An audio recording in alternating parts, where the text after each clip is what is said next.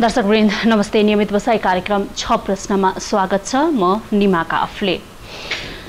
देशका 3 ठाउँका कुखुराहरूमा बर्ड फ्लूको संक्रमण देखिसकिएको अवस्था छ। बर्ड फ्लू संक्रमण देखिएको स्थानमा नियन्त्रण गर्ने प्रयास पनि जारी रहेको पशु सेवा विभागले जनाएको छ। कुखुरा तथा पशुपक्षीमा हुने रोग बर्ड फ्लूको संक्रमण र यसले जनस्वास्थ्यमा पार्न सक्ने प्रभाव नेपालमा बेला बखतमा बर्ड फ्लूको हल्ला र संक्रमण हुने गर्दछ र पटक पटक यस कुराहरूले गर्दाखेरि जनमानसमा एक प्रकारको त्रास पनि उत्पन्न हुने गरेको अवस्था छ। वास्तवमा बर्ड फ्लूको प्रकोप र सरकारी पक्षले गरेको प्रयास के छ त भन्ने विषयमा हामी कुराकानी गर्न गइरहेका छौं र कुराकानीका लागि हामीसँग स्टुडियोमा हुनुहुन्छ केन्द्रीय पशुपक्षी रोग अन्वेषण प्रयोगशालाका प्रमुख पशु चिकित्सक डाक्टर दिकर देव भट्ट। स्वागत छ यहाँलाई। धन्यवाद। नमस्कार सबैलाई। बर्ड फ्लू आएकै हो त? बर्ड फ्लू आएकै नै हो, प्रमाणित पुष्टि नै भइसकेको छ। नेपालको केही भूभागमा बर्ड फ्लू देखिसकेको अवस्था छ। मैले अघि भूमिकामा पनि 3 ठाउँ भन्ने कुराहरू गरे। अब यो हो भन्दाखेरि त संवेदनशील हुनुपर्ने कुराहरू आफैमा पनि चुनौतीको रूपमा छ हैन?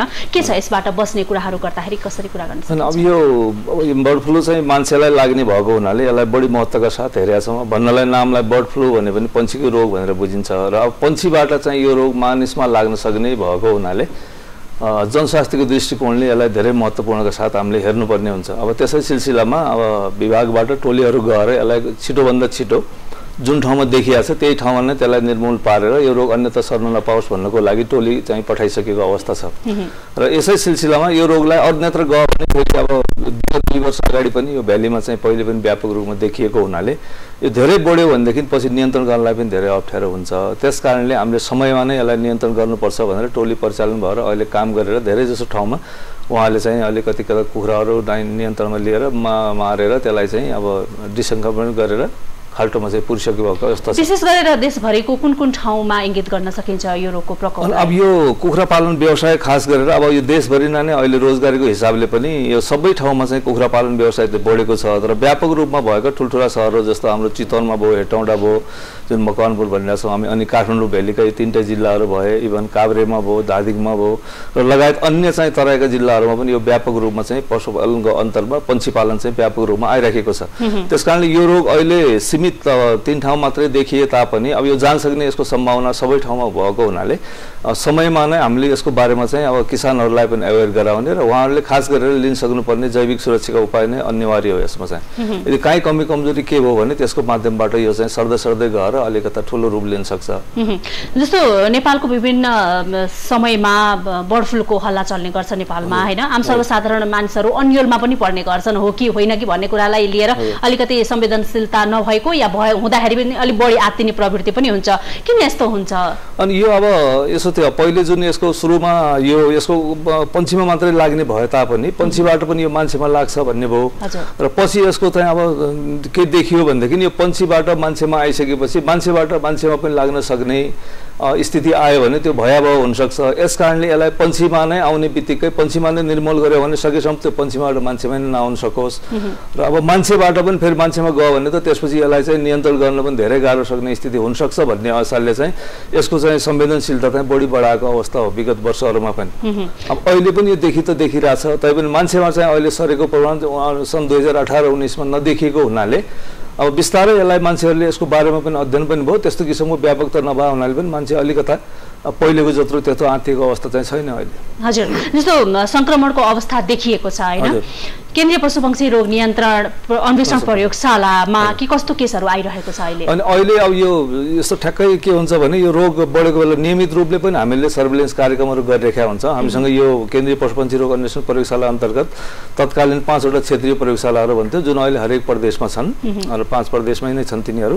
त्यसबाहेक एउटा चाहिँ राष्ट्रिय पन्छी रोग प्रयोगशाला भनेर चितवनमा छ र यिनीहरूले चाहिँ नियमित रूपमा पनि त्यहाँ पनि सर्भिलेन्स गरिरहेका हुन्छ। त्यहाँ चाहिँ फार्ममा गएर अब कुखुराका नमुना कहाँ मरेका छन् के छन् यावत कुराहरूलाई विगत वर्षदेखि नै निरन्तरता दिइराखेको उहाँहरूले पनि त्यो गरिरहेको हुन्छ। नमुना त्यसरी पनि आउँछ एउटा अब हामी कहाँ नै सिधै यो जस्तो भ्यालीको हिसाबमा या नजिकको हुनेको किसानहरूले सिधै हामीसँगै कुखुरा ल्याउँछन्। यहीँ सिधै कुखुरा ल्याएर हामी सिधै जाँच गरेर अनि त्यसको आधारमा चाहिँ अहिले यो भ्यालीको जुन छ त्यो कुनै अन्यत्र उसबाट नआएर हाम्रो यहीँबाट डायग्नोसिस भएको हो, सिधै स्याम्पल यहीँ आयो, त्यसपछि हामीले यही निदान गरेर भयो।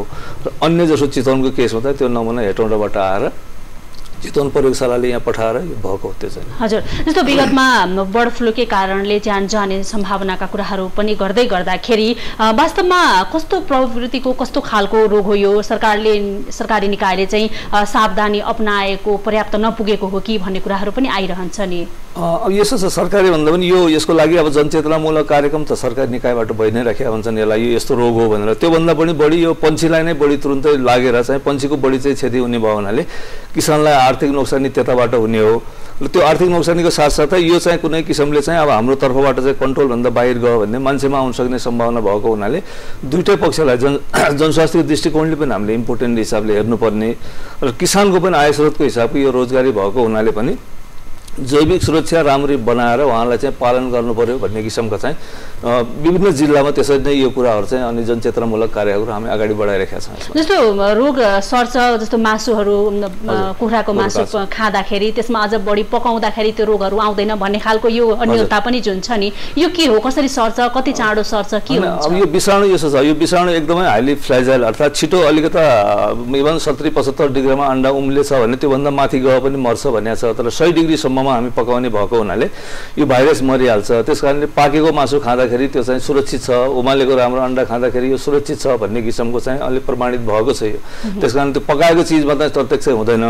तर जो मान्छे चाहिँ अब यो कटिङमा लागिरहेको हुन्छ, अब काट्ने मान्छे त काँचै मासु काट्छ, त्योभन्दा पहिले हामी धुन्छौँ सफा गर्छौँ भनेदेखि त्यो मान्छेलाई चाहिँ यो काँचो मासु ह्यान्डल गर्ने बेला या कुखुराको ड्रेसिङ गर्ने बेला कुखुराको फार्ममा जाने मान्छेहरू, अब जो त्यो व्यवसायमा काम गर्ने मान्छेहरू, तिनीहरूलाई चाहिँ लाग्न सक्ने सम्भावना यसको बढी हुन्छ। यो चाहिँ नखाँदा पनि लाग्ने सम्भावना लाग्न सक्छ। त तिनले नखाँदा पनि त्यसको प्रत्यक्ष अप्रत्यक्ष सम्पर्कमा उनीहरू आए चाहिँ मासुकै माध्यम नभए पनि त्यहाँको चाहिँ त्यो सास फेर्ने बेलामा पनि कहिलेकाहीँ त्यताबाट पनि लाग्न सक्ने भएको हुनाले हामी उहाँहरूलाई चाहिँ मास्क, ग्लोभ पनि यो लगाएर चाहिँ प्रयोग गर्नुहोस् चाहिँ फार्ममा भन्ने सल्लाह दिन्छ। विशेष गरी बुझ्ने अर्थमा भन्नुपर्दाखेरि सङ्क्रमण चाहिँ बढी जस्तो कस्तो ठाउँमा हुने गर्दछ यो? अब जहाँ चाहिँ यो जैविक सुरक्षा पुगेन, खास गरेर अब हामीसँग अहिले के देखिया छ भने अब कुखुरा पालन हामी हेऱ्यौँ भने 200 कुखुरादेखि ल्याएर 20,000, 25,000, 30,000, 50,000 पाल्ने समेत पनि छन्।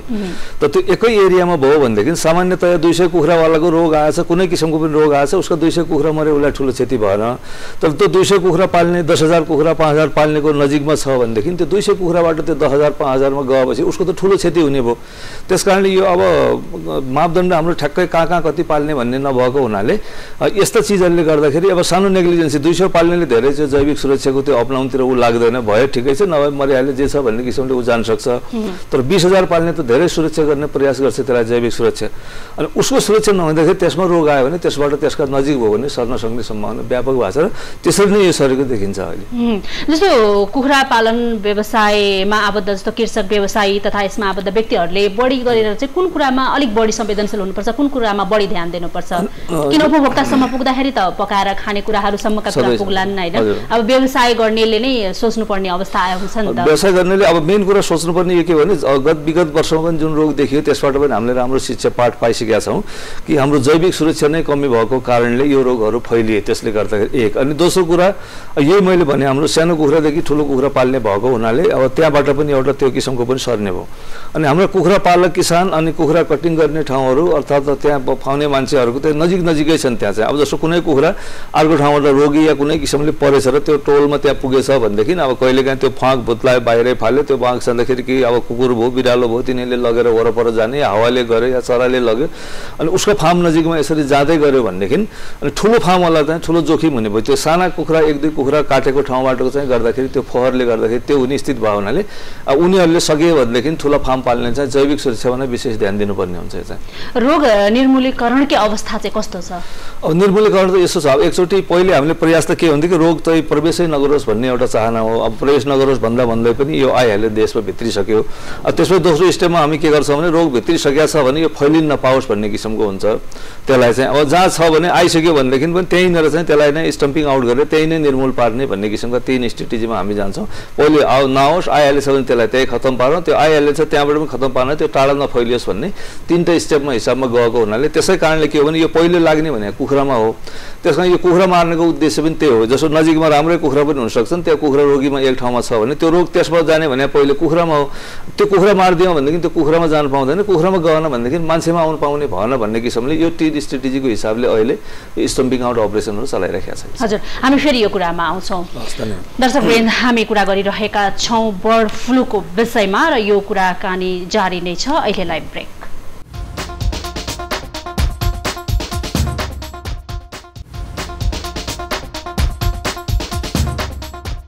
दर्शकवृन्द, कार्यक्रम 6 प्रश्नमा पुनः स्वागत छ। हामी कुरा गरिरहेका छौँ कुखुरा तथा पशुपक्षीमा हुने रोग बर्ड फ्लूको संक्रमण र यसले जनस्वास्थ्यमा के कस्तो प्रभाव पारिरहेको छ, के कस्तो प्रभाव पारेको अवस्था के छ, यी लगायतका विषयमा हामी कुराकानी गरिरहेका थियौँ। र कुराकानी गर्नका लागि हामीसँग स्टुडियोमा हुनुहुन्छ केन्द्रीय पशुपक्षी रोग अन्वेषण प्रयोगशालाका प्रमुख पशु चिकित्सक डाक्टर दिकरदेव भट्ट। पुनः स्वागत छ यहाँलाई। धन्यवाद। हामी कुरा गरिरहेका थियौँ जस्तो यो संक्रमणले विश्वभरि 400 भन्दा बढी मानिसको ज्यान गइसकेको छ, तर नेपाल भाग्यमानी अहिलेसम्म छ, किनभने नेपालमा यो भाइरस संक्रमण भइसकेको मान्छेलाई अवस्था छैन। अब यदि हुन्छ भने त्यो अत्यन्त जटिल अवस्था पनि छ। यसबारेमा अलिकति कुरा गरौँ न। हुन्छ, अब यो यसो विश्वभरिकै कुरा हो। यो अहिले 860 जना कतिमा चाहिँ इन्फेक्सन भएको छ, यो संक्रमण भएको। त्यसमध्ये झन्डै अब त्यो 454 जना कति मरेका छन् अहिले। यसो सरसर्ती हेर्दाखेरि चाहिँ अब 52-54% जति आउँछ यो। र अब यो देखिएको के हो भनेदेखि यसको अलिकता भाइरसको संरचना, यो जुन अहिले हामी बर्ड फ्लू भाइरस भन्दैछौँ, जैविक संरचना परिवर्तन गर्न सक्ने यससँग क्षमता बढी छ यो विषाणुसँग।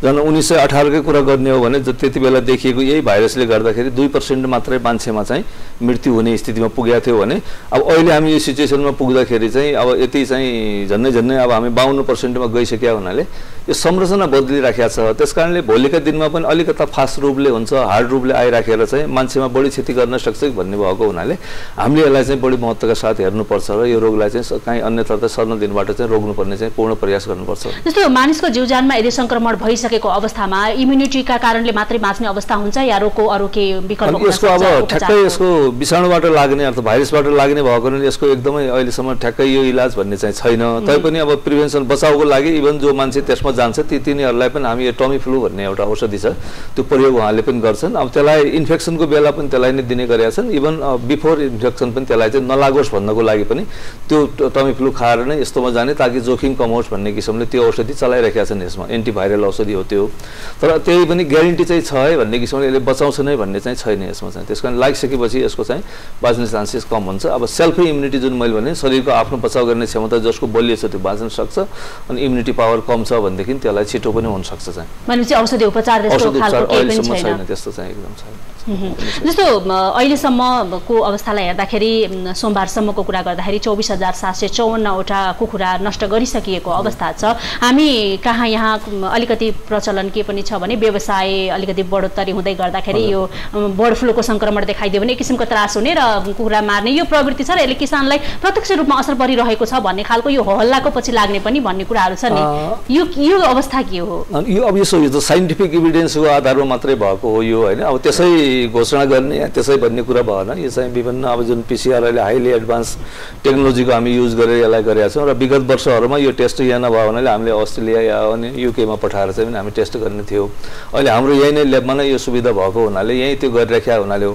अब यो हामी कहाँ छैन भन्ने चाहिँ होइन, हामी यसलाई चाहिँ हाम्रो गरेको टेस्टलाई पनि इभन जसो मान्छेले यो र्युमरका हिसाबमा यसलाई लिनुभन्दा पनि यी टेस्टहरूलाई नै गरेको चाहिँ यो जुन भाइरस जो छ बर्ड फ्लूको यसलाई हामी फेरि इन्टरनेसनल ल्याबमा पुनः पठाइ पनि रहेको हुन्छौँ त्यहाँबाट पनि। त्यो पनि त्यही भएर आउँछ, हामीले जुन डायग्नोसिस गरेका छौँ त्यो किसिमको भएको हुनाले लेबोरेटरी उसमा चाहिँ र कमी राख्ने कुराहरू चाहिँ छैन। यस कारणले यो भाइरस आएकै हो र कुनै यो र्युमर चाहिँ होइन, यो र्युमर चाहिँ होइन। अब जति पन्छी पालनमा नेग्लिजेन्सी बढ्छ, मैले मान्छे अहिले धेरैभन्दा धेरै लागेका छन्। तपाईँ देख्नु होला ग्रामीण क्षेत्रमा अहिले रोजगारीको इभन एउटा सामान्य लेखपढ अर्थात् लेखपढ गर्ने व्यक्तिदेखि ल्याएर पिएचडी पढाए मान्छेसम्म पनि यो व्यवसायमा चाहिँ लागेका छन्। खास आय स्रोतको लागि एकदमै राम्रो व्यवसाय पनि आउन इमर्जिङ व्यवसायको रूपमा आएको, अब अर्थतन्त्रमा पनि ठुलो योगदान गरेको व्यवसाय हो यो।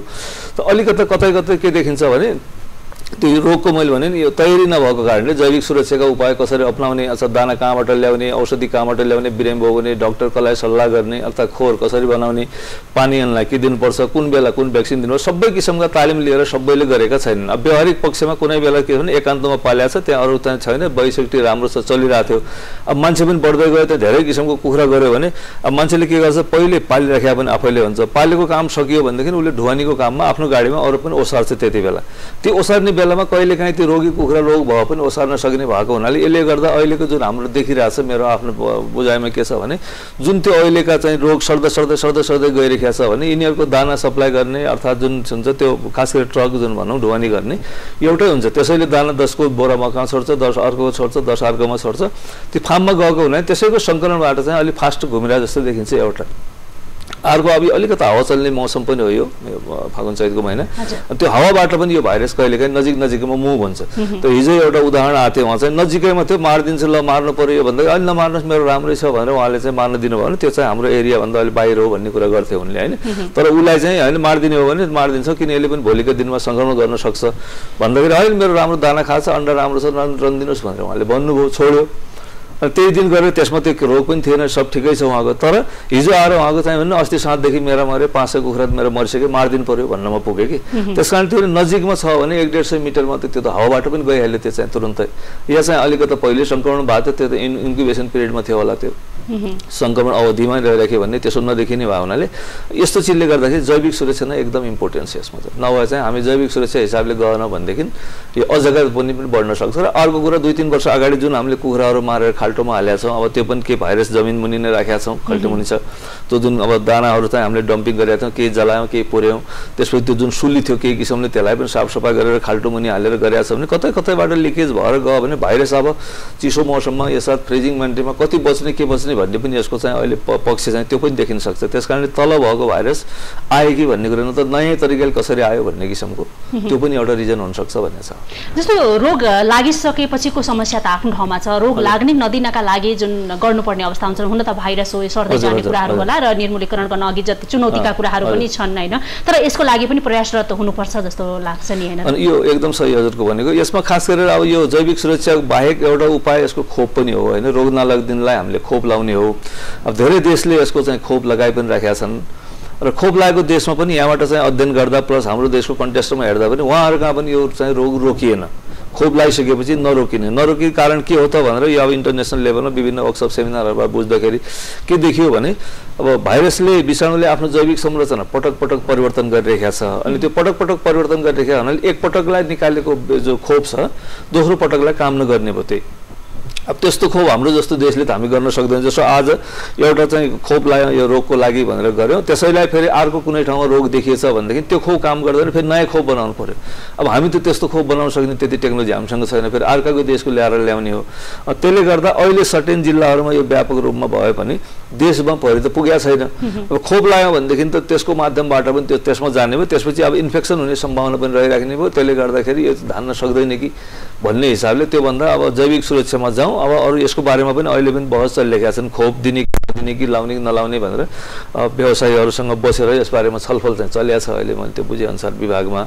त्यसले गर्यो भनेदेखि अब यो खोप नभए चाहिँ मेन पकेटमा मात्रै अहिले लगाइराख्ने कि के किसिमको हुन्छ भन्ने किसिममा उहाँहरूको माग पनि आइरहेको हुन्छ। अब यसलाई सरकारले कुन किसिमले चाहिँ डिल गर्छ त्यो किसिमको छैन नभए बचाउ गर्ने समस्या तरिका पनि एउटा त्यही नै हो खोप लगाएर अर्को चाहिँ जैविक सुरक्षा मात्रै राखेर दुई जस्तो बर्ड फ्लू भन्ने बित्तिकै हामी चराचुरुङ्गीमा लाग्ने फ्लू भन्ने कुरा बुझ्दै गर्दाखेरि हामी कुखुरालाई नै नष्ट गर्ने विशेष गरेर यसैमा लागिरहेका छौँ होइन। यो अन्यमा सर्ने सम्भावना पनि पालेका जुन छन् नि यसमा पनि त समस्या होला। पन्छीजन्य सबैमा जान्छ यो चाहिँ पन्छीजन्य सबैमा पनि यो रोग जान्छ भने जस्तो मैले यहाँ थोरै मात्रामा व्यावसायिकै रूपमा अब कुखुराहरू चाहिँ बढी भएको कारणले गर्दाखेरि हाम्रो ध्यान त्यतातिर गइरहेको छ। जस्तो थोरै मात्रामा जुन पशु पक्षीहरू पालिन्छ नि जस्तो मयुरकै कुरा गरौँ त्यसै गरेर अरू कुराहरू चराहरूको कुरा गरौँ होइन यीहरूमा पनि सङ्क्रमण होला र व्यक्ति या कुनै रेस्टुरेन्टले या कुनै पर्सनल आफ्नो उपभोगका लागि पालिरहेको अवस्था पनि होला र त्यहाँसम्म हामी पुग्न नसकेको अवस्था पनि छ। यो सूक्ष्म रूपमा जान नसक्ने अवस्था पनि छ। हुनसक्छ। यसले गर्दाखेरि पनि अलिकति स्थितिलाई यो सामान्य हुन नदिएको हो कि त्यो पनि हुनसक्छ। कहिलेकाहीँ अब त्यो तिनीहरू जो पाल्या छन् जस्तो एक दुईटा मऱ्यो, उसले चाहिँ मरिसक्यो भन्छ, मरेपछि उसले फालिदिन्छ या के गर्न सक्छ, गाडी दिए राम्रै भयो होइन, नभए काहीँ खोलामा फालिदियो भने त्यहाँबाट अब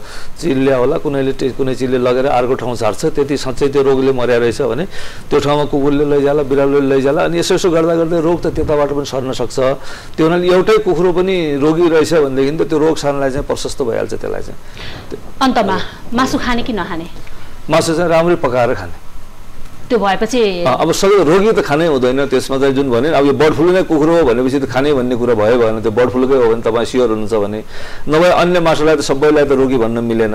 र त्यसमा पनि हामीलाई अलिकता पनि दुविधा छ भनेदेखि मजाले पकाएर खाँदाखेरि कुनै प्रब्लम छैन। हस्, कार्यक्रममा समय दिनुभयो, धेरै धेरै धन्यवाद। धन्यवाद, मलाई पनि बोल्ने मौका दिनुभयो, त्यसको लागि यहाँलाई पनि धेरै धेरै धन्यवाद छ।